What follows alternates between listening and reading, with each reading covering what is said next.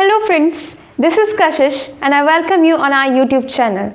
Today I am before you with a very interesting topic, conjunction. Conjunction जिसको हम linking words कहते हैं, joining words कहते हैं। तो कंजक्शन दो प्रकार के होते हैं, coordinating and subordinating.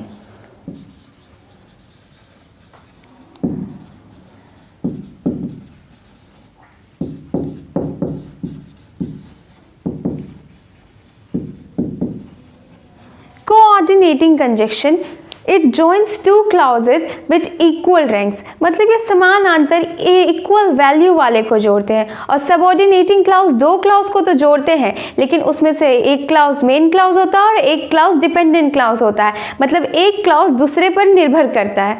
So for the better concept I am here with some of the sentences to make you understand and make your concept right.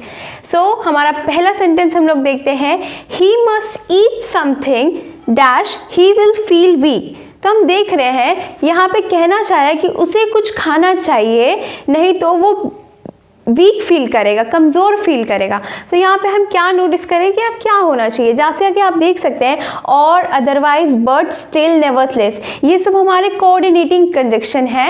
And because so that unless, ये हमारा subordinating conjunction है। तो ही must eat something और ही will feel week, उसे कुछ खा लेना चाहिए, नहीं तो वो कमज़ोर फीलिंग करेगा, कमज़ोर फील करेगा। सेकेंड सेंटेंस है, the coat was nice dash it was too tight for me. यहाँ पे आप देखिए कॉन्ट्रास्ट शो कर रहा है।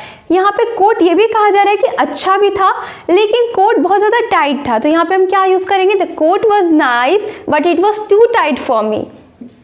बट का यूज करेंगे हम लोग यहाँ पे। तीसरा sentence, I want you to study dash you do well in life. यहाँ पे हम क्या देख रहे हैं कि कहना चाह रहा है कि I want you to study, मैं चाहता हूँ कि तुम पढ़ो, dash you do well in your life. तो यहाँ पे हम क्या देख रहे हैं कि पढ़ने के पीछे यहाँ पर्पस है कि वो अच्छा करे अपने लाइफ में। तो यहाँ पर्पस को हम लोग so that, यहाँ पे कंजक्शन हम लोग यूज करेंगे so that, I want you to study so that you do well in life. I will buy you a red sari dash the pink one.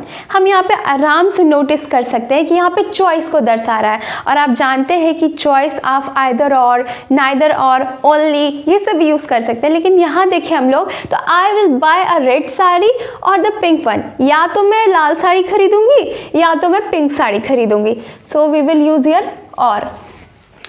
Mr. Potter is very rich dash he is not satisfied with his wealth. Mr. Potter बहुत अमीर हैं, लेकिन फिर भी वो अपने धन से अभी भी संतुष्ट नहीं है, मतलब उनको और धन कमाना है। तो यहाँ हम क्या देख रहे हैं, फिर भी। सो फिर भी, नेवरथलेस का मीनिंग होता है फिर भी। तो यहाँ पे हम क्या यूज करेंगे,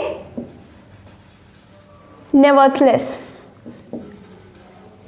My mother was tired dash she continued with the housework. My mother was tired still she continued with the housework, मतलब मम्मी बहुत थक गई थी लेकिन फिर भी वो अपने काम के साथ कंटिन्यूड थी, रुकी नहीं। James was not sure he would win dash he took a chance. James sure नहीं था कि वो जीतेगा या नहीं, फिर भी उसने एक चांस लिया, कि देखते हैं कि क्या होता है। तो James was not sure who would win, और मैंने आपको पहले बताया नेवरथलेस का मीनिंग क्या होता है, फिर भी। तो इस सेंटेंस में भी हम क्या यूज करेंगे, nevertheless. It is hot during the day dash cold at night. ये तो बहुत ईजी है, अब तो आप समझ ही गए होंगे। It is hot during the day but cold at night.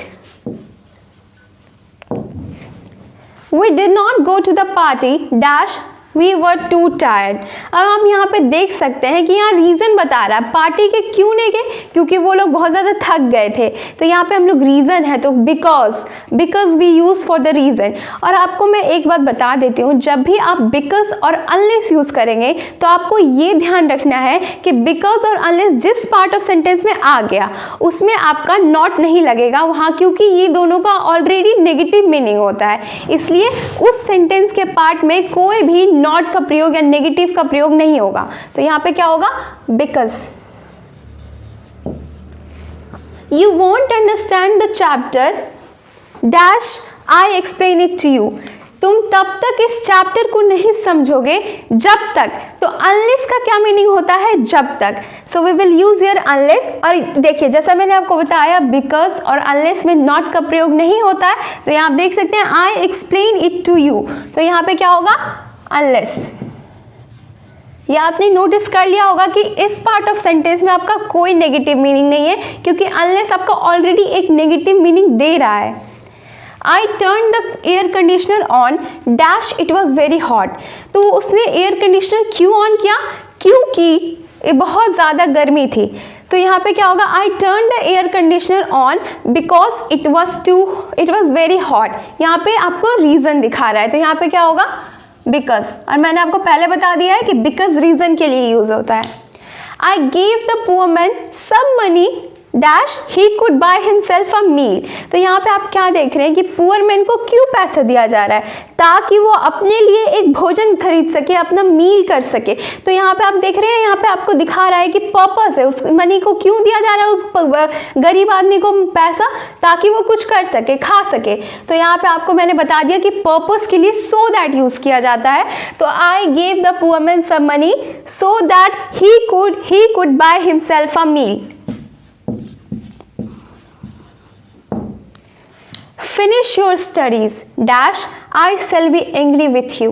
तो यहाँ पे कह रहा है तुम अपनी पढ़ाई पूरी करो वरना मैं तुमसे गुस्सा हो जाऊंगी। तो यहाँ वरना के लिए हम क्या यूज करेंगे, otherwise. Finish your studies otherwise I shall be angry with you.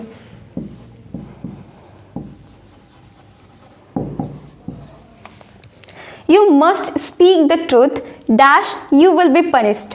यहाँ कहा जा रहा है या तो तुम सच बोलो या तो तुम्हें पनिश कर दिया जाएगा। तो हम देख रहे हैं यहाँ या लग रहा है, तो इसका क्या हो जाएगा यहाँ पे, और। You must speak the truth और यू विल बी पनिश्ड।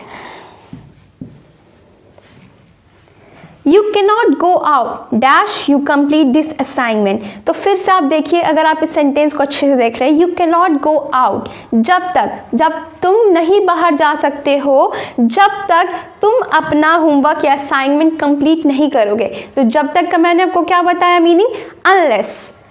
तो यहाँ पे हम क्या यूज करेंगे, अनलेस। और सेम चीज यहाँ भी अप्लाइड आप ऑब्जर्व करिएगा कि अनलेस जिस पार्ट ऑफ सेंटेंस में आ गया है उसमें कोई भी नेगेटिव नॉट का यूज नहीं किया गया है। So I hope you would have just get the correct concept of conjunction. So let's meet in the next video. Thanks for watching.